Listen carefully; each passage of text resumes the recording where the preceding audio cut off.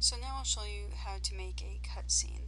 If you go up to your palette and you click on the clapboard, then you'll have a list of all the cutscenes in the game.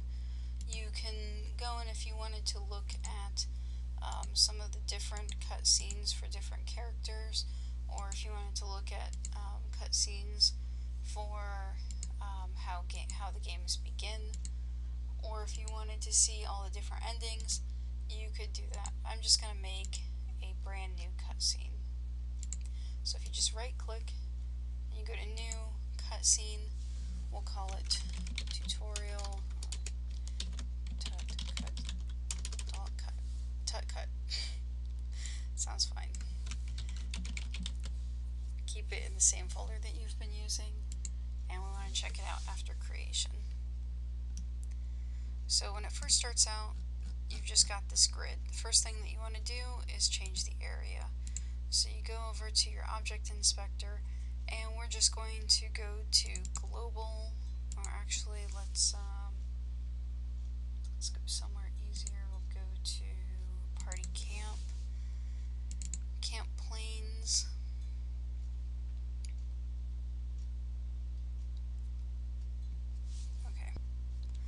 Okay, so it's going to start you somewhere outside of the area that you just selected.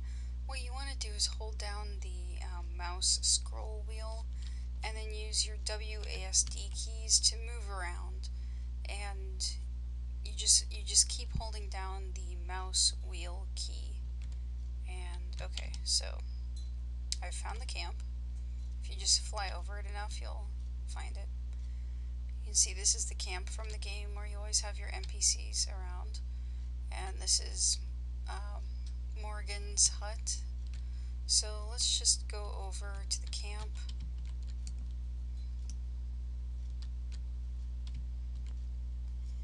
Okay, and the first thing that we're going to do is just place a character down in the scene. So if you go over to the palette window, to the creature tab, and type in Duncan, hide the folders so you can move him around.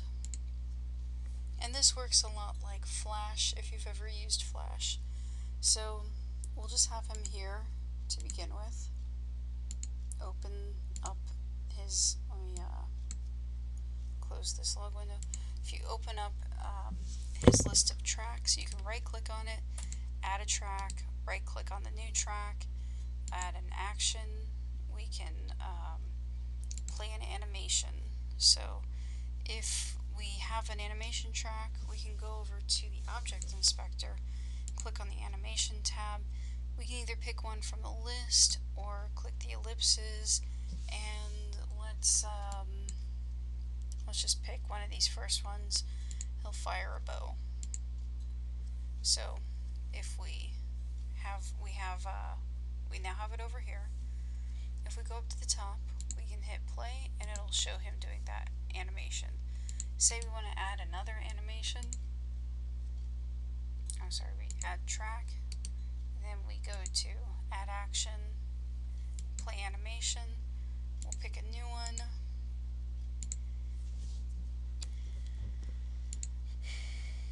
Try this one, see how this one looks. There we go.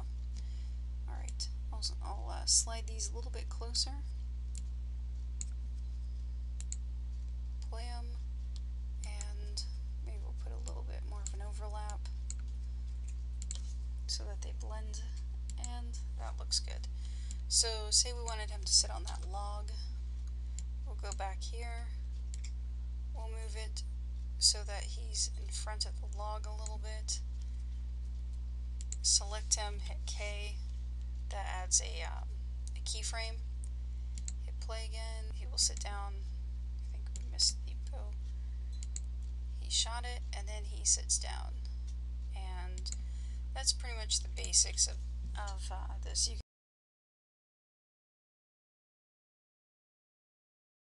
can also add facial animations.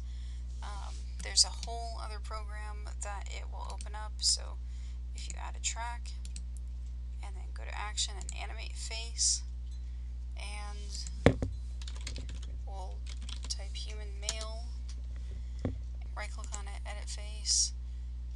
it will open up the facefx editor.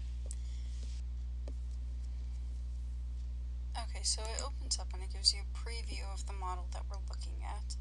It's got a face graph that shows you exactly how each node in the character model interacts with each other.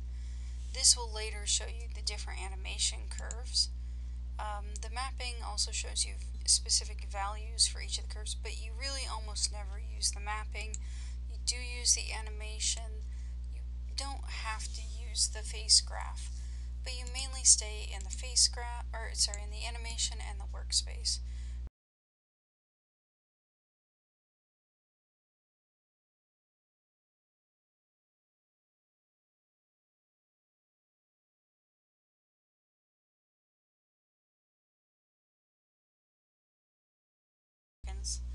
Move the animation to 0.3 seconds, and I'm going to make him become happy.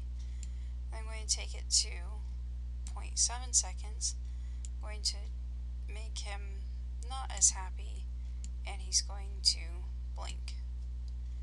And at 1 minute and 30 seconds, he will finish blinking. And then at 1 minute and 70 seconds, he will be diabolical. So go back to the animator. I picked happy, and you can see that it starts at 0, goes up to 60%, and it comes back down to 25. Blinker is the same way, and happy diabolical is also the same way. So we can go to preview, and we can hit play. And you can see he goes through the animations. And you can blend a whole bunch of different animations together and make, you know, a good looking face animation. Now, you don't have to do this when you're making a cutscene, but this is just kind of advanced mode. There are lots of different things you can do with the cutscene editor, and the best way to figure it out is to look at other cutscenes. As far as the basics go for the toolset, that's pretty much all you need to know to get running. You know how to make a level, how to make a new face, you know how to make a dialogue now, and how to do a small cutscene. The rest of it, combining all those things together, can be tricky, but there are a lot of toolset tutorials out there. Silent Sid has a few that go over basic questing, and there are other people who have made other toolset tutorials that can help you out. You can find those at the BioWare social network.